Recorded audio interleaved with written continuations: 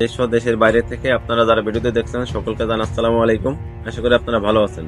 আপনারা অসংখ্য কমেন্ট করেন যে অন্ডকোষ ঝুলে যাওয়ার কারণ কি।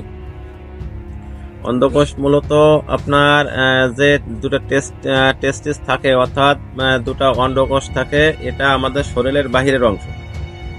এটা মূলত হচ্ছেন আপনার শুক্রাণু বৃদ্ধি করে, অর্থাৎ আপনার এটার শুক্রথলিও বলা হয়।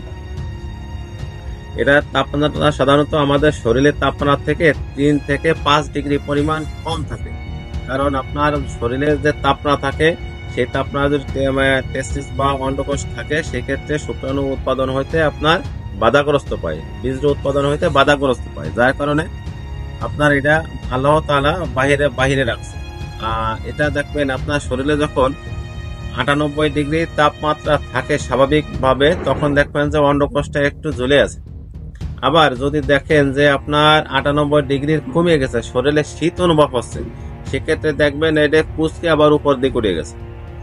উদাহরণস্বরূপ বলা যায়, যখন আপনার শীতকাল থাকে, অতিরিক্ত শীত থাকে শরীরে, তখন দেখবেন অন্ডকোষগুলো চামাকান লাগানো থাকে। শীতের সময় যখন গোসল করতে যাবেন, গোসল করে উঠবেন, দেখবেন যে অন্ডকোষটা ঝুলে নাই, মিশে গেছে। তখন কি হয়েছে, আপনার শরীরে যখন যে তাপমাত্রা যা থাকা দরকার তার তুলনায় কম আছে বিদায় অন্ডকোষ তার তাপমাত্রা ব্যালেন্স করার জন্য উপর দিকে উঠে শরীরের সাথে মিশে গেছে।